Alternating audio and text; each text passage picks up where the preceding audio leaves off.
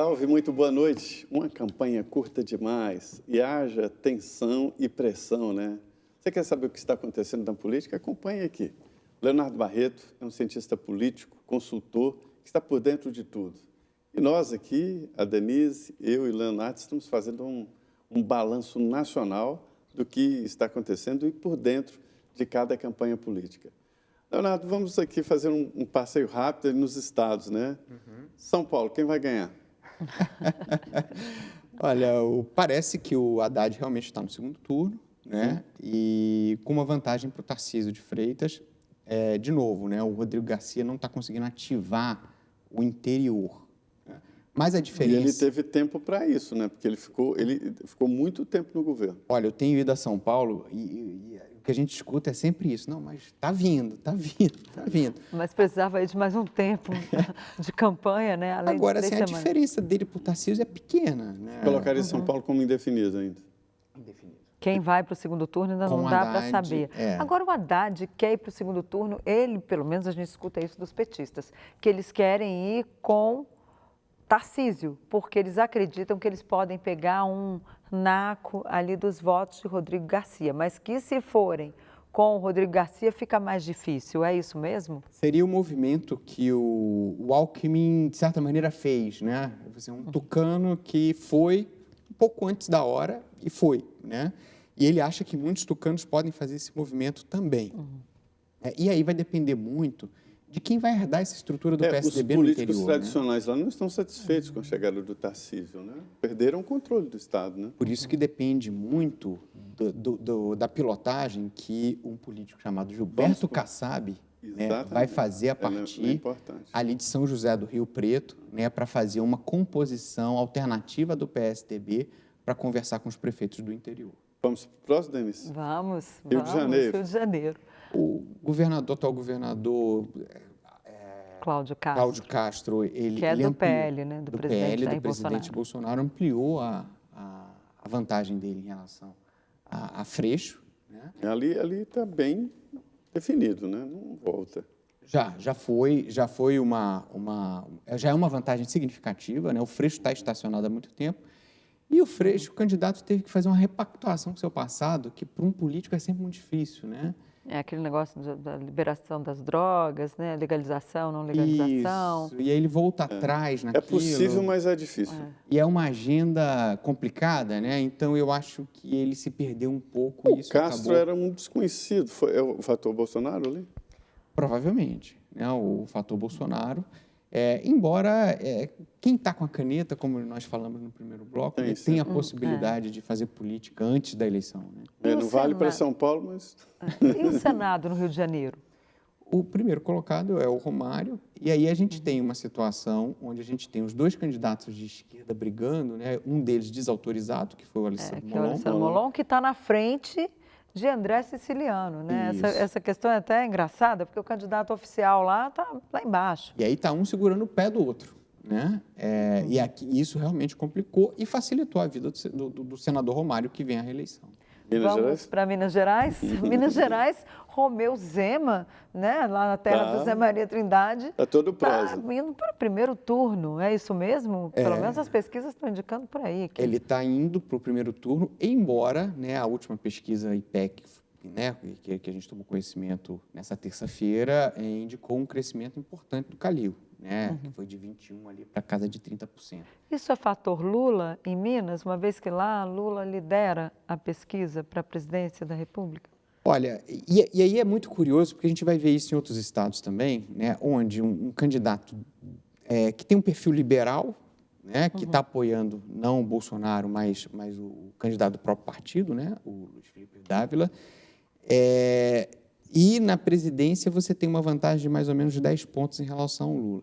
A gente tem pesquisas em Minas, e Minas é um estado mais traiçoeiro, né, desse processo. Ele não tem unidade, assim. Ele é muito grande, o Nordeste, né? de Minas não é igual ao Juiz de Fora, a Zona da Mata, cada um parece em vários estados. Esses dias a gente lembrava, né, que a Aécio perdeu em Minas e Dilma Rousseff, na sexta-feira, era senadora de Minas e no domingo estava em terceiro lugar. Então, assim, é uma situação difícil. A do governo parece definida. Da presidência da República, a gente ainda tem um espaço ali para uma coisa diferente. Pois é, a Simone Tebet me dizia ontem, quando fizemos uma entrevista com ela lá no Correio Brasiliense, no CB Poder, ela dizia o seguinte, ali na conversinha, ali no cafezinho, antes de entrarmos para o estúdio, ela dizia, olha, a minha esperança é que eu repita Romeu Zema, porque ele, em 8 de setembro de 2018, ele tinha 5% das intenções de voto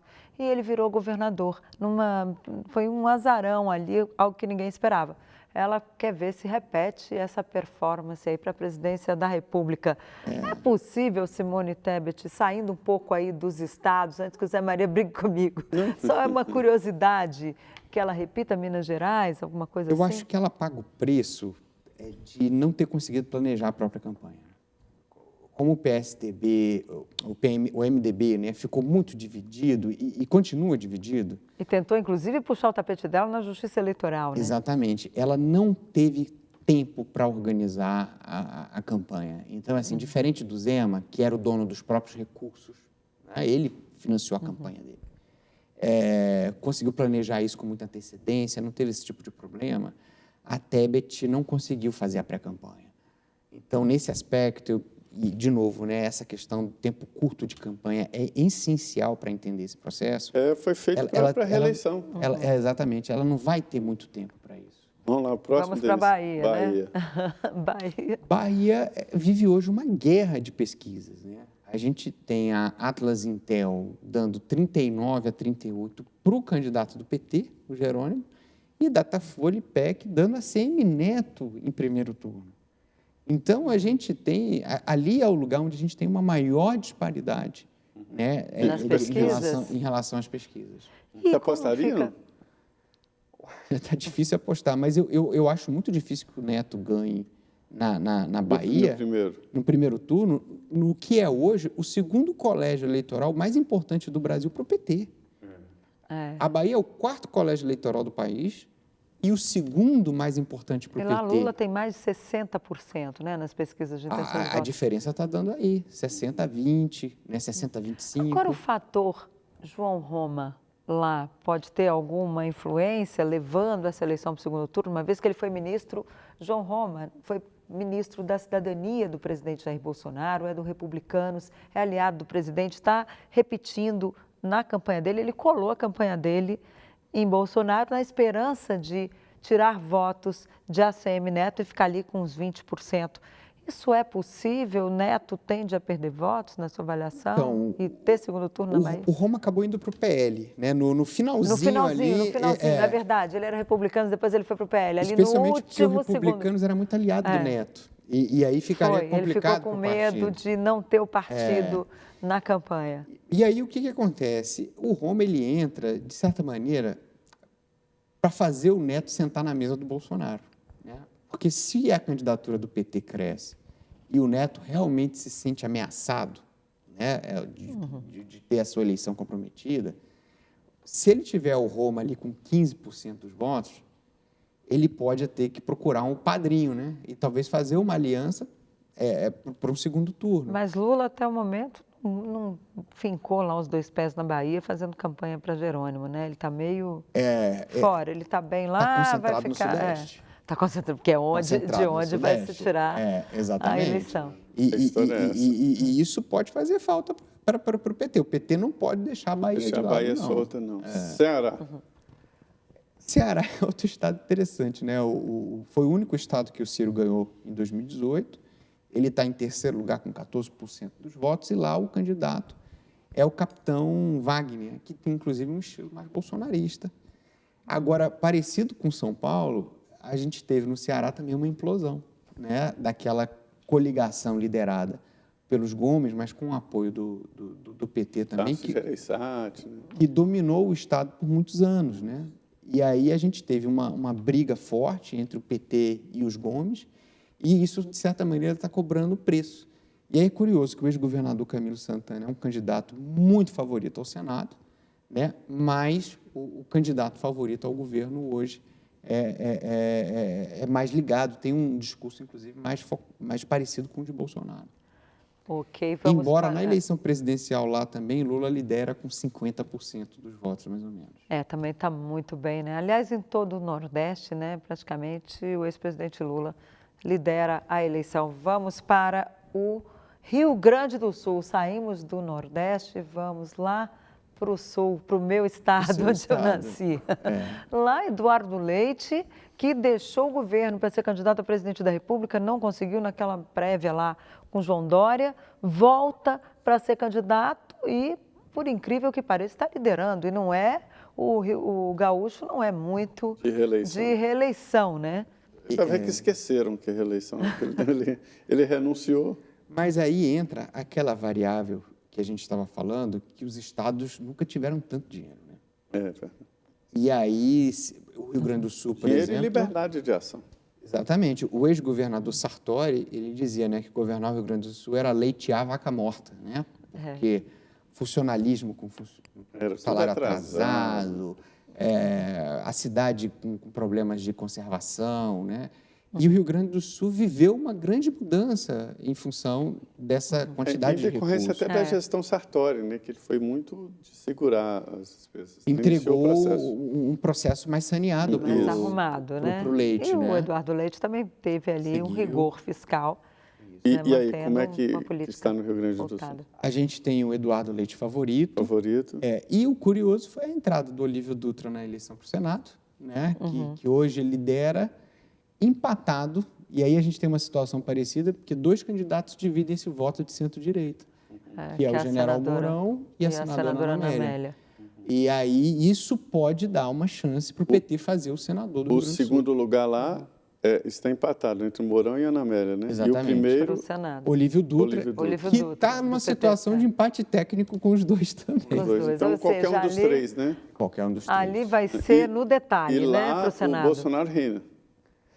Então, esse é um dos lugares que as pesquisas estão malucas. A gente tem tanto pesquisa com Bolsonaro com 10 pontos de vantagem e o IPEC dando vantagem para o Lula de 5 pontos percentuais. Mais um estado, Denise, vamos. Ok, vamos lá. Antes da gente ir para o intervalo, vamos para Santa Catarina. Um estado complicado também, porque o atual governador Carlos Moisés passou por 2 processos de impeachment, sobreviveu, mas hoje lidera. E ele enfrenta, curioso que lá a questão não tem candidato do PT esquerda, né? de esquerda, lá é um estado bastante conservador. Liberal com liberal, né? E aí a gente tem o Jorginho Melo e o Espiridion Amin, que estão quase que empatados no segundo turno, mas com um acordo para se apoiarem.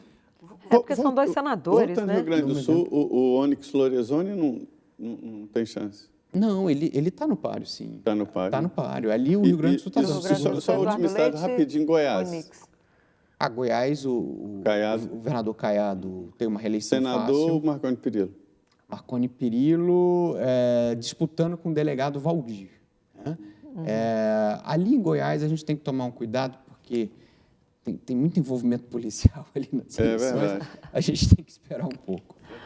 Ok, nós vamos para um rápido intervalo. Eu convido você a continuar aqui conosco. Voltamos em 2 minutinhos para o último bloco do Frente a Frente, que recebe hoje o cientista político Leonardo Barreto. Voltamos rapidinho, não sai daí.